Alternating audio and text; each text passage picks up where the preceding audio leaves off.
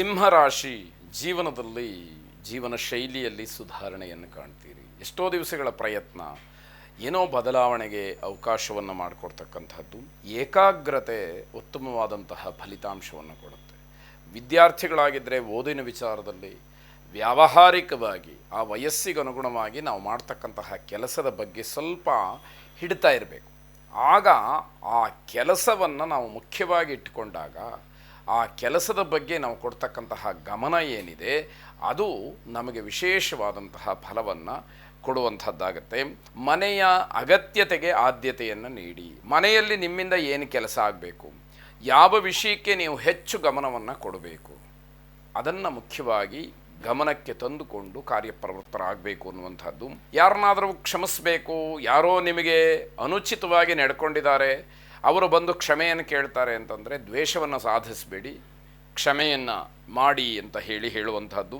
ವಿದ್ಯಾರ್ಥಿಗಳಿಗೆ ತಮ್ಮ ಮಿತ್ರರಿಂದಲೇ ಅಸಮಾಧಾನ, ತೊಂದರೆ ಅಥವಾ ಅವರ ಅಸಹಕಾರ ಇದು ಈ ದಿವಸದಲ್ಲಿ ಕಾಣುವಂಥದ್ದಾಗತ್ತೆ. ಗೋಪಾಲಕೃಷ್ಣನನ್ನು ಪ್ರಾರ್ಥನೆ ಮಾಡಿ. ಶುಭವಾಗಿ. ಕನ್ಯಾ ರಾಶಿ ರಾಜಕೀಯದ ವಿಚಾರ, ರಾಜಕಾರಣಿಗಳ ಪ್ರಭಾವ ನಿಮ್ಮ ಕೆಲಸದ ಮೇಲೆ ಬೀಳಬಹುದು.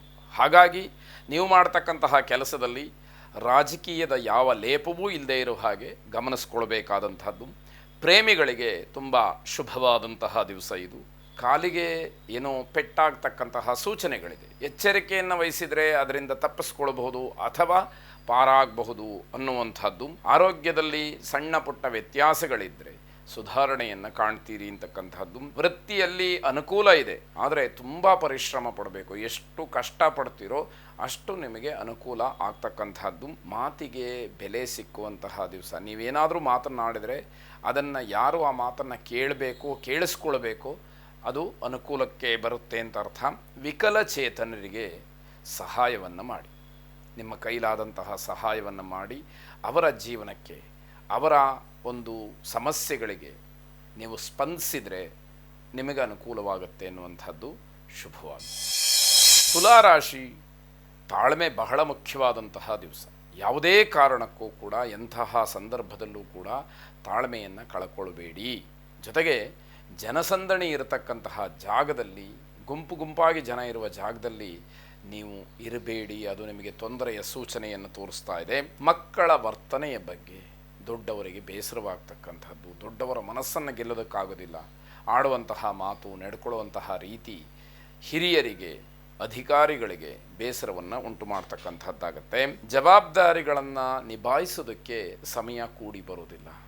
ಕರ್ತವ್ಯಗಳನ್ನು ಮುಗಿಸಬೇಕು, ಆದರೆ ಸಮಯದ ಅಭಾವವೋ ಅಥವಾ ಬೇರೆ ಇನ್ಯಾವುದೋ ಚಿಂತನೆಯೋ ಅಥವಾ ಇನ್ಯಾವುದೋ ಒತ್ತಡವೋ ನಿಮಗೆ ಅಡ್ಡಿಯಾಗಿಯೋ ಸವಾಲಾಗಿಯೋ ಪರಿಣಮಿಸ್ತಕ್ಕಂಥದ್ದಾಗತ್ತೆ.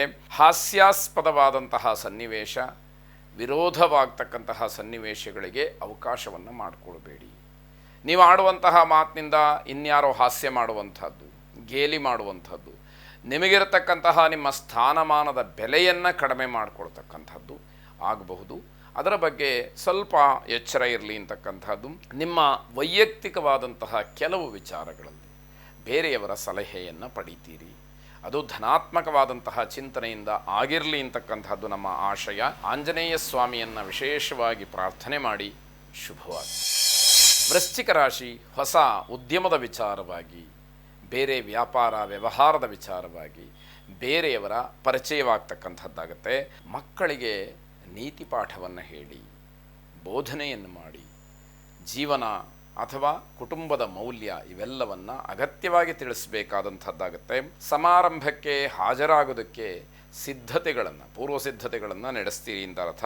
ಧಾರ್ಮಿಕ ವಿಚಾರದಲ್ಲಿ, ಆಧ್ಯಾತ್ಮಿಕ ವಿಚಾರದಲ್ಲಿ ಮನಸ್ಸಿಗೆ ನೆಮ್ಮದಿ ಸಿಕ್ಕುತ್ತೆ. ಭಗವಂತನ ಪೂಜೆ, ಧ್ಯಾನ, ಭಜನೆ ಇತ್ಯಾದಿಗಳಲ್ಲಿ. ಹಾಗೆ ನಾನು ಯಾರು, ಯಾತಕ್ಕೋಸ್ಕರ ಈ ಭೂಮಿಯ ಮೇಲೆ ನನ್ನ ಜನನವಾಯಿತು, ಈ ಭಾರತ ಭೂಮಿಯಲ್ಲಿ ನಾನು ಹುಟ್ಟಿದ ಮೇಲೆ ನನ್ನ ಜೀವನವನ್ನು ಹೇಗೆ ಸಾರ್ಥಕ ಮಾಡಿಕೊಳ್ಬೇಕು, ಇದೆಲ್ಲದರ ಬಗ್ಗೆ ಚಿಂತನೆಯನ್ನು ನಡೆಸ್ತೀರಿ. ಅದು ಮನಸ್ಸಿಗೆ ಏನೋ ಒಂದಷ್ಟು ಸಮಾಧಾನವನ್ನು ಕೊಡ್ತಕ್ಕಂಥದ್ದು. ಹಣಕಾಸಿನ ವಿಚಾರದಲ್ಲಿ ಸ್ವಲ್ಪ ಅಡೆತಡೆಗಳಾಗತ್ತೆ. ಹಾಗಾಗಿ ದೊಡ್ಡದಾದಂತಹ ವ್ಯವಹಾರದ ವಿಚಾರಕ್ಕೆ ಸಂಬಂಧಪಟ್ಟ ಹಾಗೆ ಹಣಕಾಸಿನ ವಿಚಾರ ಬಂದರೆ ಅದನ್ನು ಆದಷ್ಟು ಸೂಕ್ಷ್ಮವಾಗಿ ಗಮನಿಸಬೇಕಾದಂಥದ್ದು. ಅಗತ್ಯ ಇಲ್ಲ ಅನ್ನೋದಾದರೆ ಮುಂದಿನ ದಿನಮಾನಕ್ಕೆ ಅದನ್ನು ಮುಂದೂಡ್ತಕ್ಕಂಥದ್ದು ಬಹಳ ಒಳ್ಳೆಯದಾಗಿರುತ್ತೆ. ನಿಮ್ಮ ಕೆಲಸ ಅಥವಾ ನಿಮ್ಮ ಸಾಧನೆ, ನಿಮ್ಮ ಸಂಕಲ್ಪವನ್ನು ಬೇರೆಯವರು ಪ್ರಶಂಸೆ ಮಾಡ್ತಾರೆ, ಹೊಗಳ್ತಾರೆ. ಸರಿಯಾದಂತಹ ನಿರ್ಧಾರವನ್ನು ಮಾಡಿ ಆ ದಾರಿಯಲ್ಲೇ ಅವರು ಹೋಗ್ತಾ ಇದ್ದಾರೆ ಅನ್ನುವಂತಹ ಮಾತುಗಳು ಬರುತ್ತೆ. ಕುಬೇರ ಲಕ್ಷ್ಮಿಯನ್ನು ಪ್ರಾರ್ಥನೆ ಮಾಡಿ. ಶುಭವಾಗಿ.